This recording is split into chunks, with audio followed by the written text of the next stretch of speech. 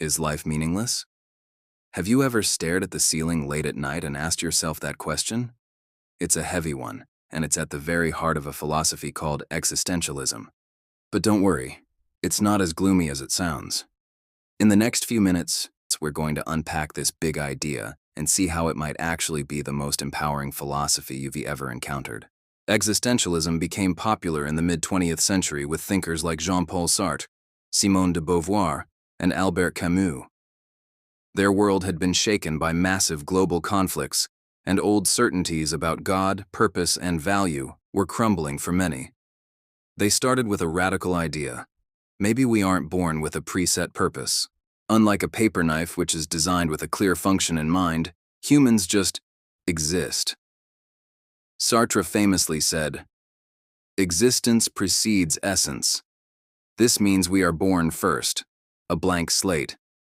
And then, through our choices and actions, we create our own essence or meaning. Think about it. There's no universal instruction manual for being human. No one can tell you what your ultimate purpose is. This can feel terrifying at first. It is a feeling existentialists call anguish or anxiety, the dizzying realization of our total freedom and responsibility. If there's no divine plan or cosmic script, then every choice we make is entirely our own. We are, as Sartre put it, condemned to be free. Every decision, from what you have for breakfast to your career path, shapes who you are. Now, let's talk about the famous myth of Sisyphus, as retold by Albert Camus.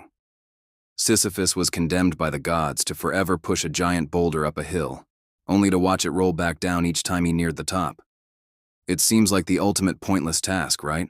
A perfect metaphor for a meaningless life. But Camus flips the script. He asks us to imagine Sisyphus is happy. How? Because in that moment of walking back down the hill, free from his burden, Sisyphus is conscious. He is aware of his absurd fate, and in that awareness, he can rebel.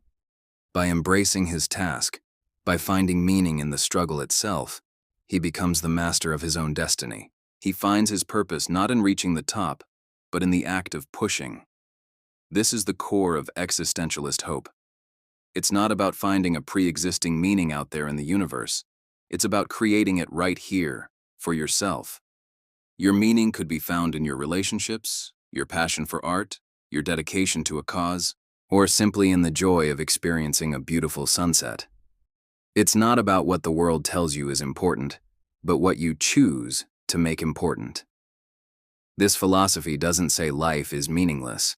It says life has no inherent meaning, which hands you the incredible power and responsibility to create your own.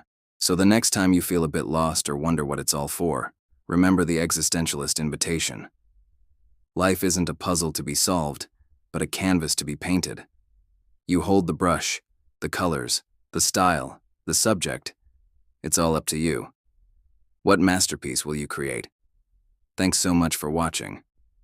If this sparked some thoughts, I'd love to hear them in the comments below. And if you enjoy exploring big ideas, be sure to like this video and subscribe for more. See you in the next one.